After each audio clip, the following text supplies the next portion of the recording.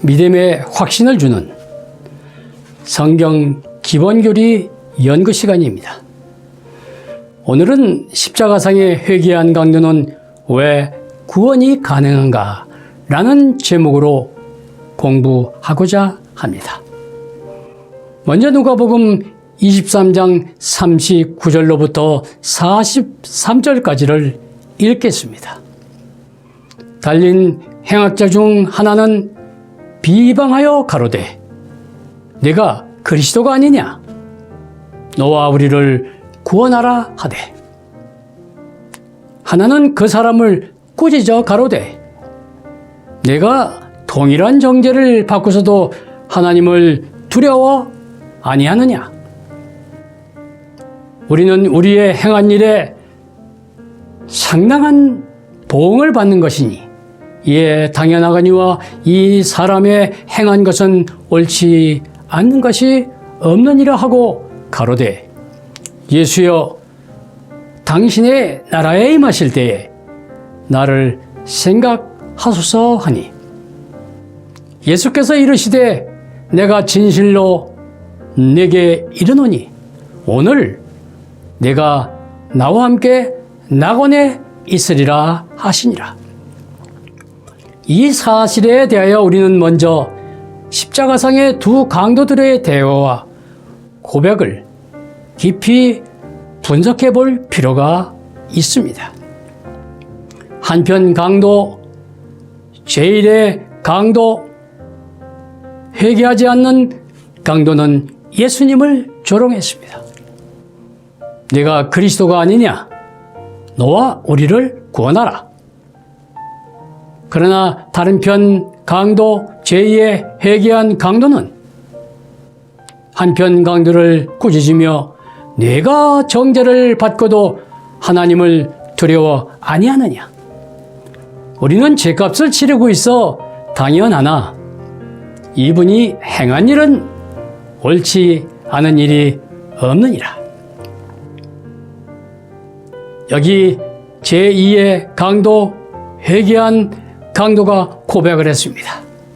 나라에 임하실 때, 나라가 임할 때, 곧 재림의 때, 당신이 다시 구름 타고 오실 때 나를 기억하소서. 우리는 성경 주석과 시대의 소망을 통하여 회개한 강도의 죄는 소리를 지르는 랍비들과 유대인들의 죄보다 오히려 가벼웠다라고 기록되어 있는 것을 보게 됩니다. 이때 예수님은 그 강도에게 약속을 했습니다.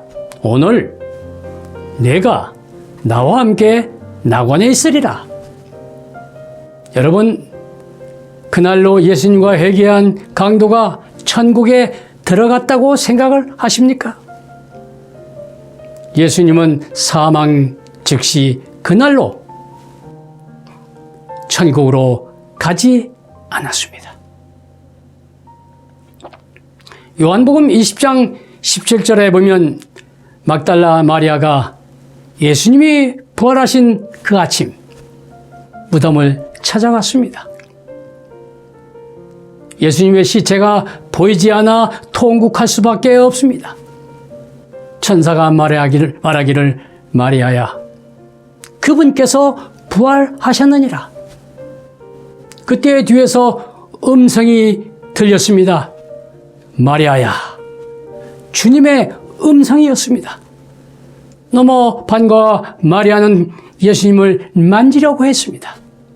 그때 예수님은 나를 만지지 말라. 내가 아직 아버지께로 올라가지 못하였노라.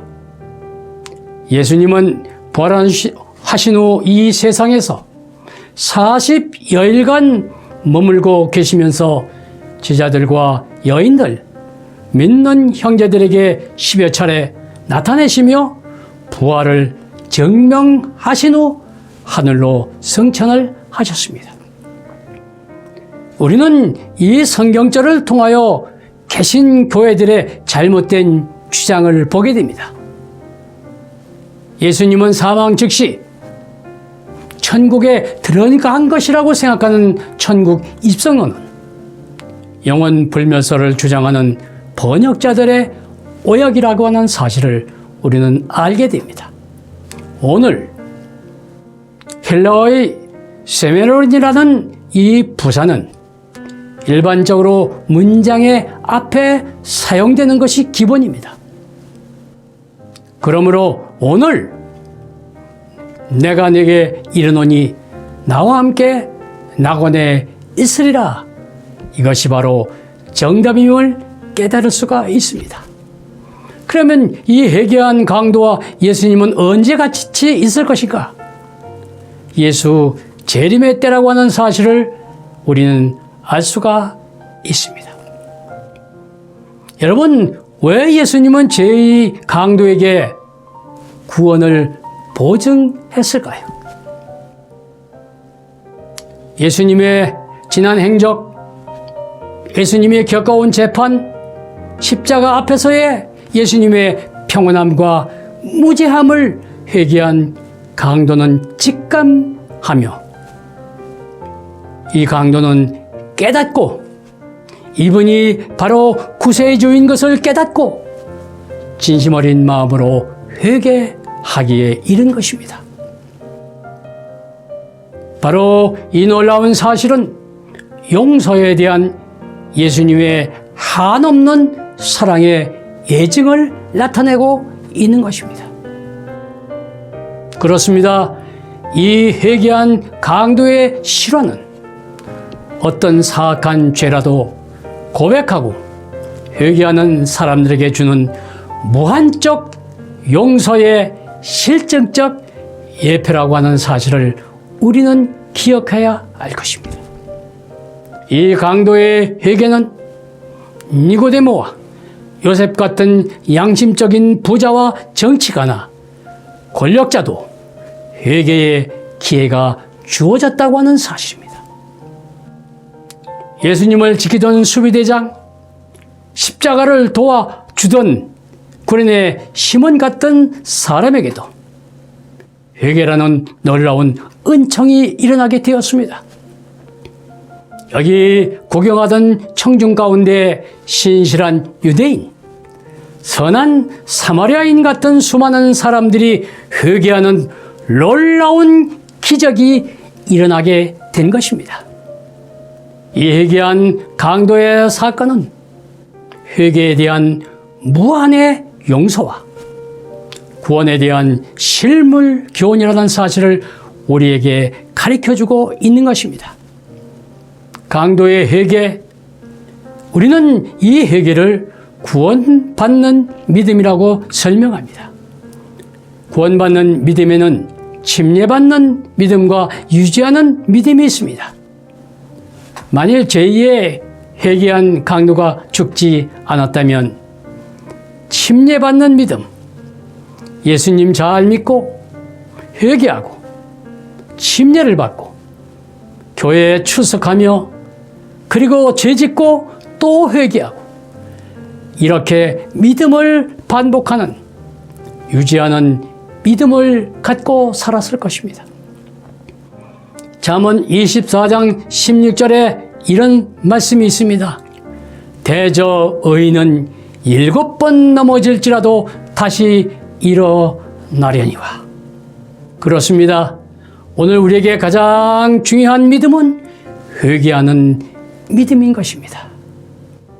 회개하는 믿음은 어떤 죄라도 용서받을 수 있다는 믿음과 그 사실을 회개한 강도를 통하여 우리에게 실물 교훈으로 일깨워주고 있는 것입니다.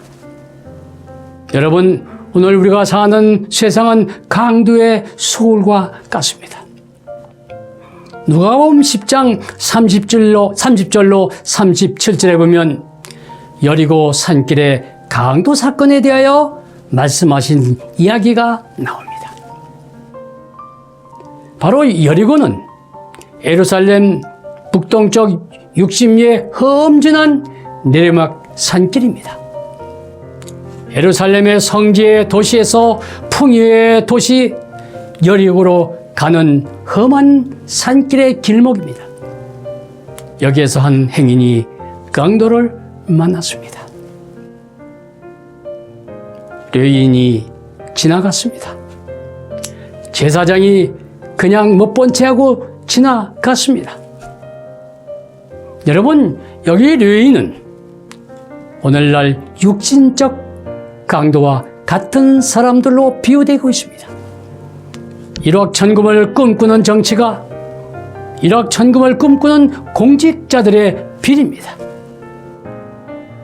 그리고 여기 영적 강도인 제사장이 그냥 지나가 버리고 말았습니다. 오늘날 주식회사로 변한 교회의 직업화된 성직자들의 위선을 우리는 바라볼 수가 있습니다.